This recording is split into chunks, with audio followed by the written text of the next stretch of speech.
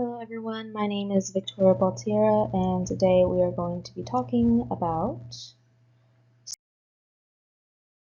Salvador Dali and his painting, The Persistence of Memory.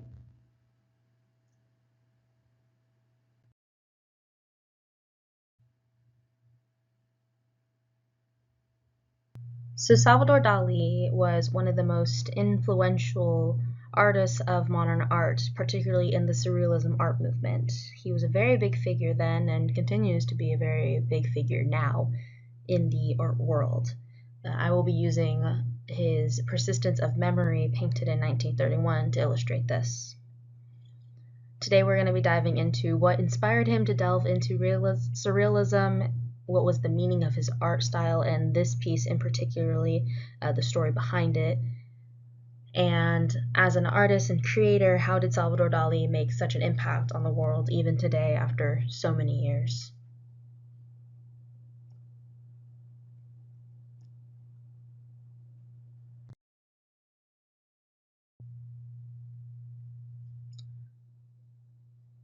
First, we're going to talk about what is Surrealism.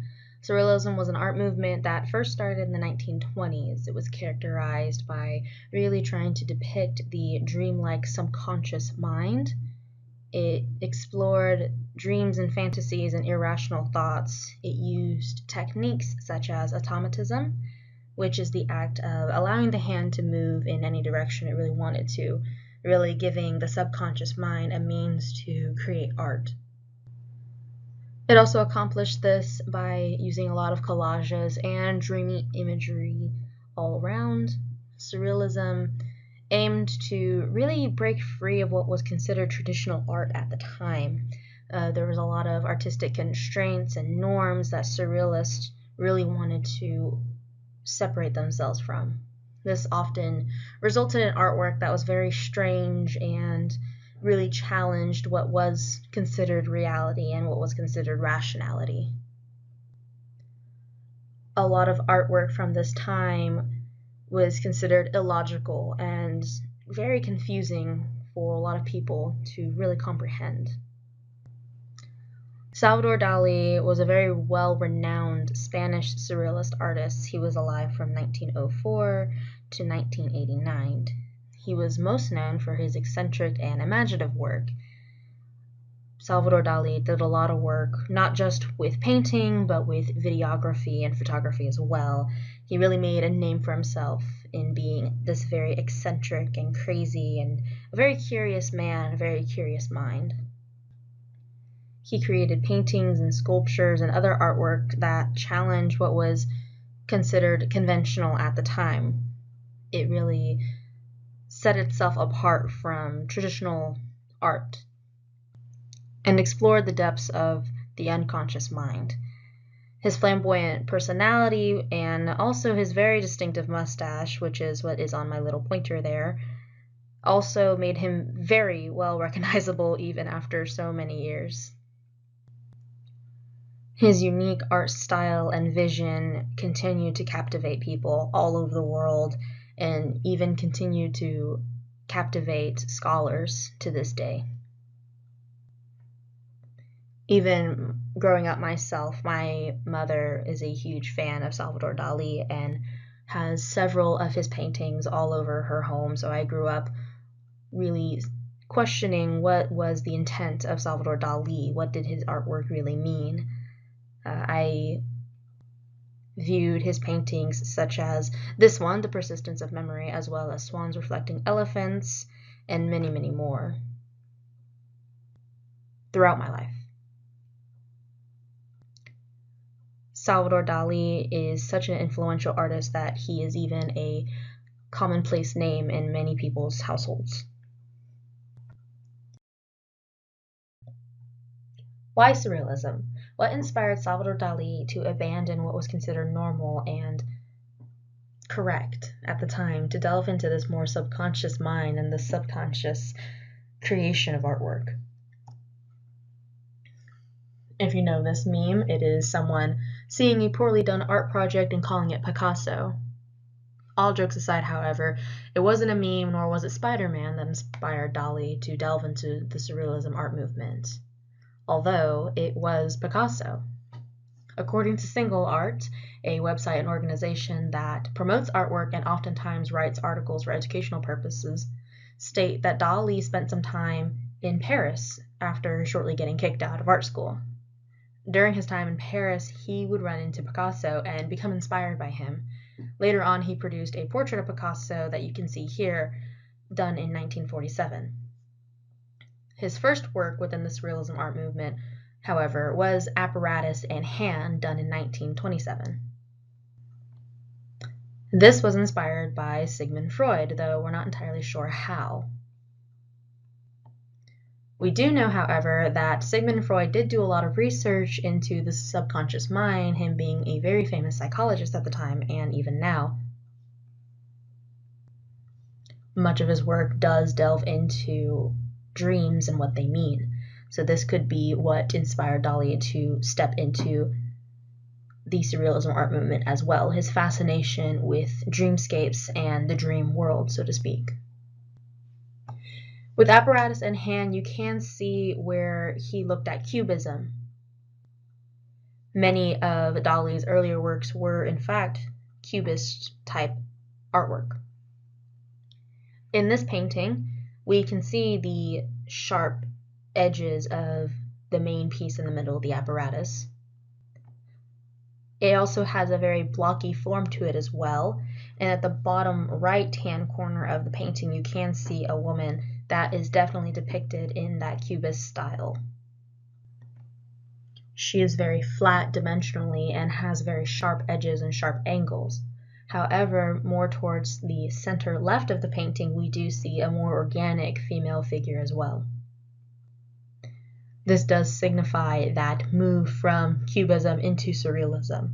We also see the colors are much brighter, another aspect taken from Cubism.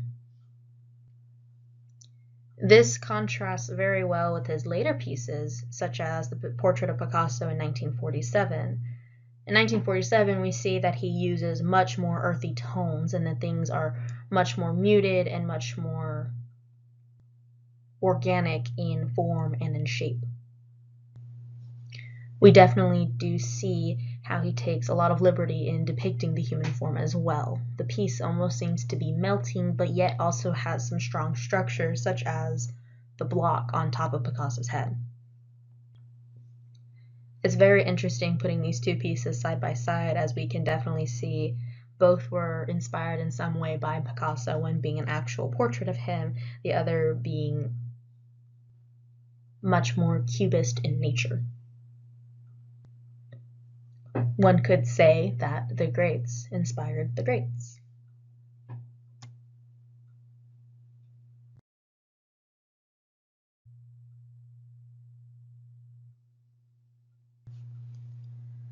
Now getting to the meaning behind the persistence of memory and how it represents a dreamlike state and how it represents the Surrealism art movement as a whole. As the Medium reports, another website that produces many articles for educational purposes as well about many different artists, they report that Dali called this piece a dream photograph, meaning he really tried to take a picture of a dream, or more accurately, a hallucination that he once had. This piece is surprisingly small. It's only 22 by 33 centimeters in size. Despite this, there are many things going on within this painting, and done so very interestingly. To start, we're going to look at the color palette that Salvador Dali used. The color palette here is definitely dominated mostly by earthy tones. The only vivid color we can see in this painting is of what looks to be an ocean in the background as well as the sky. This contrasts very starkly with the darker and more earthy tones of the foreground. His choice in doing this imparts an eerie, otherworldly quality to the scene. This emphasizes the dreamlike nature that he was trying to depict within this painting. This also makes the foreground feel much more grounded than the background as well. The background seems very far away and feels very endless, as if there's nothing else outside of this small foreground that we find ourselves in.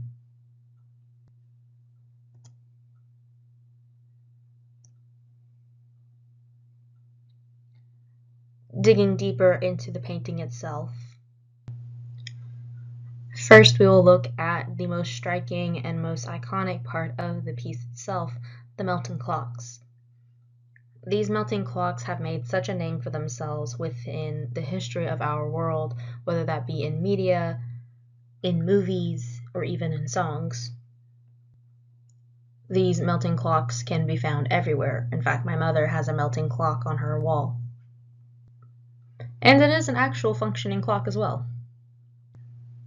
These clocks in the painting defy the laws of physics. It is a solid object seemingly just melting and disappearing into the world.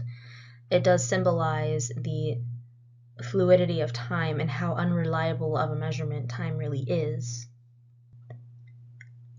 Seeing these timepieces in this state pushes and challenges the perspective of reality by the viewer. It also challenges the viewer to really question the flexibility of time itself. This melting aspect is also a very common theme within all of Salvador Dali's surrealist art pieces, as well as utilizing symbolism throughout his artwork. An interesting part of these timepieces, however, is that one is not melting. This one is covered in ants and can be seen on the bottom left portion of the piece. Throughout his career, Salvador Dali used ants and beetles to symbolize death. This comes from a rather morbid story from his childhood. He had once seen a bat being devoured alive by ants and slowly dying and being pulled apart, essentially. As a child, he didn't know what was going on and lifted the bat and saw that it was slowly dying while it was being consumed by these ants. Since then, Salvador Dali always had this thought that ants equal death, and commonly you'll see this throughout his pieces. Here in particular, we see these ants crawling on the only clock that isn't showing its face. This pushes this idea that life and time is impermanent, that it is always coming and going. While we are living in this time, our time is limited. We all have this sense of mortality. We can also see hints of this theme on the fly that is on one of the melting pieces as well. However, the fly is still on the seemingly solid part of the clock. Flies were also used by Salvador Dali to depict this feeling of decay and this sense that everything is only temporary.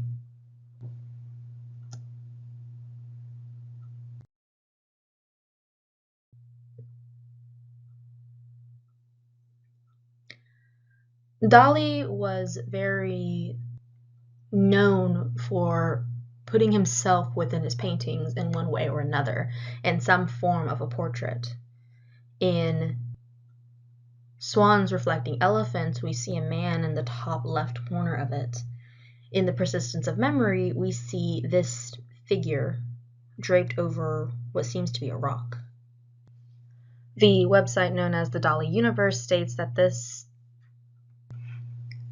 ties to Dali's statement on the piece that it is a materialization of the flexibility of time and the indivisibility of time and space. Time is not rigid, it is one with space, it is fluid.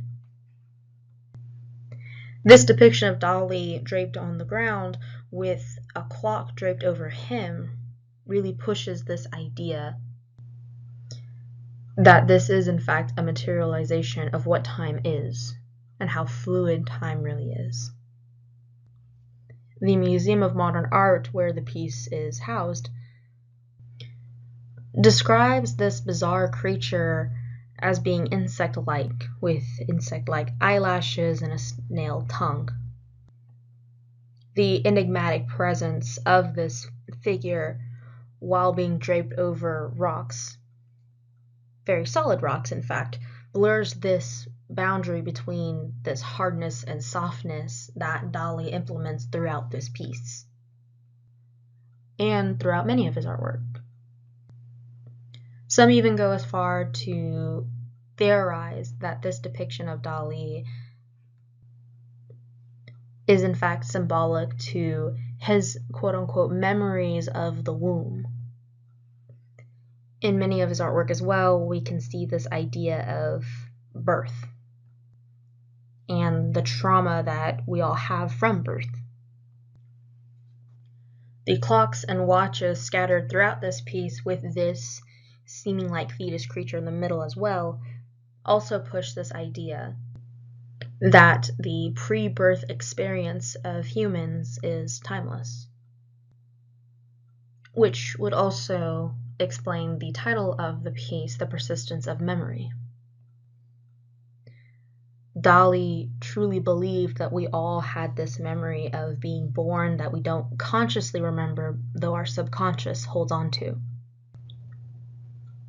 This figure or creature or self-portrait being right in the middle of this painting does echo this theme of mortality and the human experience within the subconscious throughout his artwork, thus ironically lending to the immortality of Dali's legacy.